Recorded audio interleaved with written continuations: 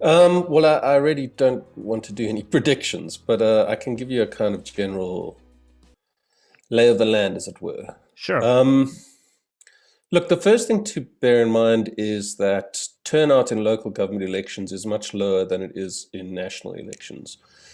And historically, that has had the effect of bolstering the opposition vote because the opposition is far better in comparison to the ANC at getting its voters to cast their ballots on election day.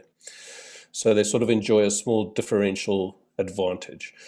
And it's why the DA, for example, has had its best results in local government elections because it's just far better at doing that. Um, but I think there is a big problem with turnout on a national scale. And I mean, we saw the levels drop hugely, even in a national election in 2019, which hurt the DA badly. And I don't think you're going to get that same differential advantage, or at least it's going to be much smaller than it's been historically for the small opposition parties. So that makes life tougher for them. It also means it's harder for the ANC to fall below 50%. Not impossible. I think those guys are sitting on the 50% margin, and quite frankly, it could go either way. Not that it matters that much in local government elections because it's largely about the metropolitans. As for the DA, well, I wrote a column about a month or so ago saying it's very difficult to work out what a successful percentage for that party is.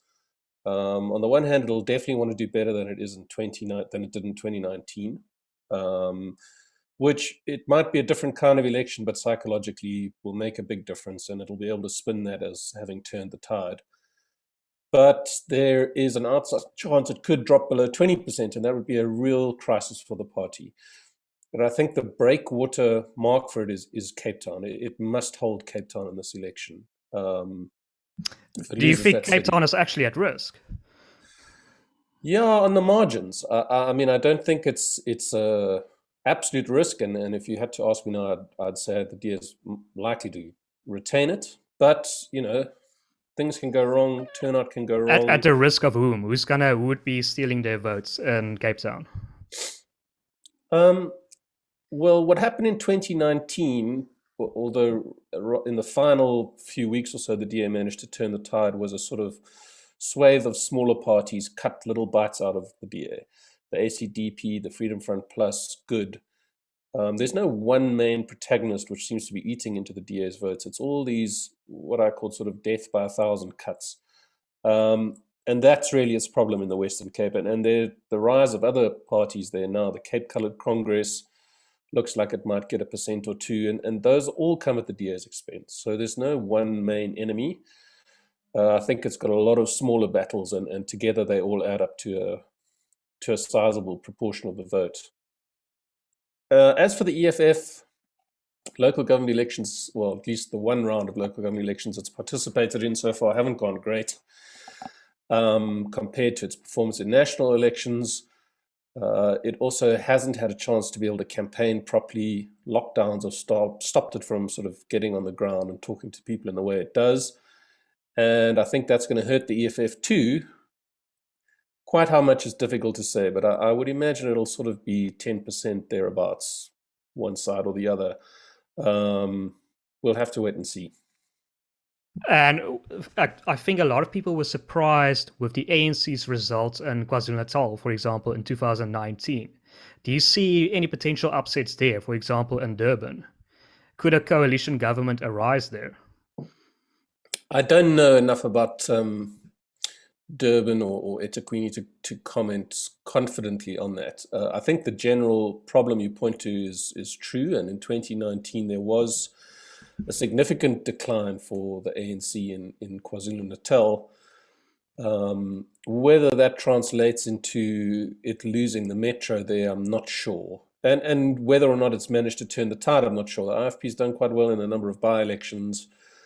It hasn't turned the tide in any significant way. It's not like you see a massive swing of support, but yeah, when the margins start to get tight for the ANC, like they're increasingly doing in all the provinces with big urban centers, then this sort of stuff can hurt you. And the DA actually did well in KwaZulu-Natal in 2019, well, relative to its other performances in other provinces. So the ANC's kind of got a DA problem in that province. There are a number of parties there biting at it, and yeah, we'll have to see. I'm not sure. I'm afraid I just don't know enough to say how it's going to play out in eThekwini. And what do you think of Mashaba's new party? Do you think he's going to achieve anything in Gauteng? Yeah, I definitely think there are a few percentage points on the table for him in Gauteng. Look, he seems to know his market quite well. The problem with all these new parties is they're kind of caught between the personality of the person who founds the party, which is usually a primary and substantial influence on that party, and the kind of noble ideals that go with starting a new party. You know, democracy hasn't worked for everyone else. All other parties are failures. We kind of can see the light and we're the way. But you then got this one big, powerful personality who, in Mashaba's case, you know, says a lot of mad things and tends towards a lot of demagogic positions, especially on things like immigration and the death penalty and stuff like that. Now, that's not to say there's not a market for that stuff. There absolutely is. And in fact, if he wanted to secure or be more certain about a fairly goodish result for a new party, he should actually play that kind of demagogic card much more than he does. It would be a small percentage, but there are a number of people out there who like that kind of thing. But as it stands at the moment, it's difficult to say what fundamentally differentiates him from, say, the DA.